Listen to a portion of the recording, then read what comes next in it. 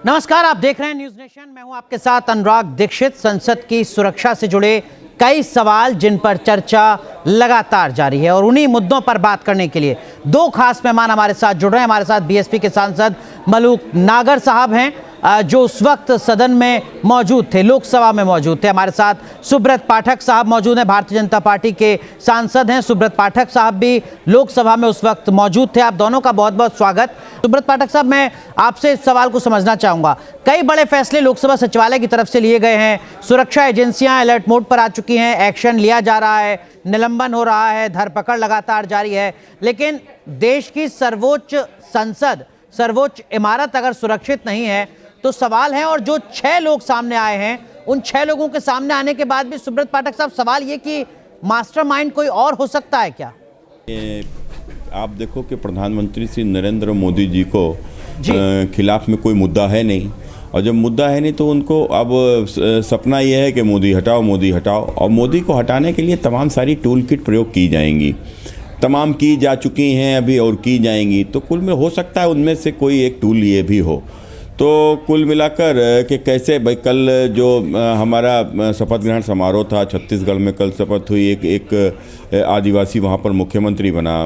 मध्य प्रदेश में शपथ हुई, एक यदुवंशी समाज के व्यक्ति को वहाँ के ऊपर एक बड़े राज्य की जिम्मेदारी दी गई। पिछले 4 दिनों में 4 बड़े फैसले देश में हुए हैं और वो चारों फैसले कहीं ना कहीं भारत के भावी भविष्य को प्रभावित करने वाले हैं। धारा 370 के ऊपर जिस प्रकार से सुप्रीम कोर्ट ने मोहर लगा दी है, और तो ये सारे एक ऐसा विषय है कहीं ना कहीं उससे भटकाने के लिए, उससे ध्यान भटकाने के लिए अब कोई मुद्दा भी नहीं। भाजपा जीत कर भी आई, विपक्ष के पास कोई मुद्दा नहीं, मुद्दा विहीन हो गया। तो कोई बड़ा विषय नहीं है कि ये इस प्रकार का कोई षड्यंत्र रचा गया हो। ठीक है मलूक नागर साहब, मैं राजनीतिक बहस में आपसे सवाल नहीं पूछूंगा, लेकिन एक जो आरोपी है वो उत्तर प्रदेश का रहने वाला है, दूसरा हरियाणा का रहने वाला है जो लड़की है, एक कर्नाटक का लड़का है जो इंजीनियरिंग का छात्र है, एक महाराष्ट्र के लातूर का है। चारों पहुंचते हैं दिल्ली में, देश की राजधानी में, संसद पर हमला करने के लिए। ये सामान्य तो नहीं हो सकता। ये तो आपको भी लगता होगा कि कोई ना कोई मास्टरमाइंड तो है पीछे इनके।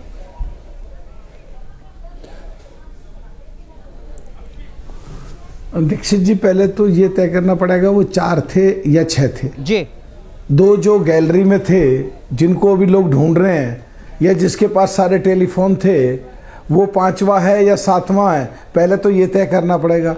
दूसरा, ये बिल्कुल क्लियर है कि जो घटना घटी इससे ज़्यादा गलत कुछ नहीं हो सकता। ये घटनी नहीं चाहिए थी। सिक्योरिटी का कहीं ना कहीं फेलियरिटी क्लियर है, सर्टिफिकेट है कि जहाँ पे माननीय प्रधानमंत्री बगैर हथियार के बैठते हैं, जहाँ माननीय गृह मंत्री बगैर हथियार के बैठते हैं, बगैर सुरक्षा के बैठते हैं, बगैर कम अपने बॉडीगार्ड के बगैर बैठते हैं, जहाँ पे ऑनरेबल स्पीकर, ऑनरेबल सारे एमपीज बैठते हैं, वहाँ तक वो पहुँच गए।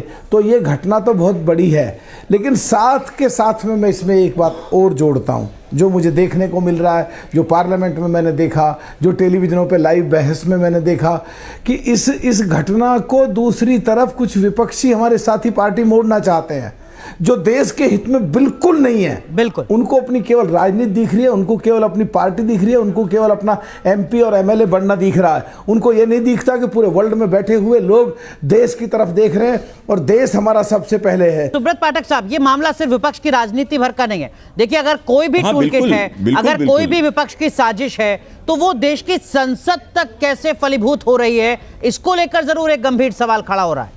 टूल किट हो सकती है, विपक्ष की साजिश हो सकती है, किसी और मास्टरमाइंड की साजिश हो सकती है, तो जांच एजेंसियां पता लगाएंगी। लेकिन ये साजिश कैसे अंजाम तक पहुंच रही है संसद में, जो सबसे सुरक्षित इमारत है, ये अपने आप में एक गंभीर सवाल है। नहीं, देखो आप भाई, संसद में क्या होता है कि सांसद किसी को रिकमेंड कर सकता है कि भाई कोई आके संसद घूमने आना चाहता है। तमाम लोग आते हैं, हमारे क्षेत्र से लोग आते हैं, हमारे कार्यकर्ता आते हैं, जनता के लोग आते हैं, तो बच्चे भी आते हैं संसद घूमने के लिए। तो कुल मिलाकर संसद रिकमेंड करता है।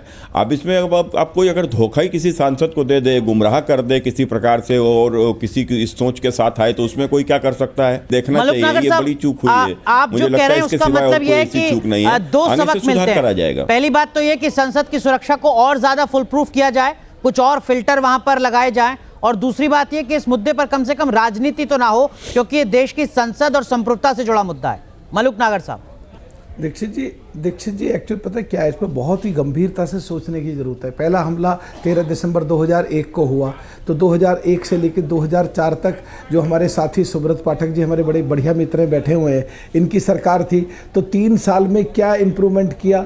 दूसरा, जो आज आरोप मौजूदा सरकार पर लगा रहे हैं जिससे विदेश में खराब मैसेज जा रहा है, कांग्रेस यथाकथित या जो यूपीए की सरकार 2004 से 2014 तक यूपीए की सरकार थी, उन्होंने इसमें क्या किया। फिर 2014 से अभी सुब्रत पाठक जी की सरकार है 9 साल में, अभी क्या किया। क्या 2001 से हमने करीब 7,000 कानून बदल दिए, 7,000 एक्ट अमेंडमेंट कर दिए। तो सुरक्षा पे भी अमेंडमेंट, सुरक्षा पे भी बदलाव, सुरक्षा पे भी तरक्की होनी चाहिए। यूएस को देखते, यूके को देखते, यूरोप को देखते, और इसमें रशिया को देखते, इजराइल को देखते, और पूरी डीपली स्टडी करके इन डिटेल, और जब जाकर के बहुत खूबसूरत मोड़ देना चाहिए जिससे कि ये घटना दोबारा ना हो। और 13 तारीख थी, 13 तारीख वो थी, पुन्नू का बयान आ चुका था, तो और चौकन्ने होने चाहिए थे कहीं ना कहीं। ठीक बात है, इससे एक जरूरी सबक जरूर लिया जाए लोकसभा सचिवालय के साथ साथ। दूसरी बात करती है केंद्र सरकार के स्तर पर और इसको बचाने का काम करे, वो ठीक नहीं है। मलूक नागर साहब, अब वक्त मेरे पास कम है, माफी चाहूंगा। आप दोनों जुड़े, अपनी बात कही, बहुत बहुत शुक्रिया। मामला देश की संसद से जुड़ा था।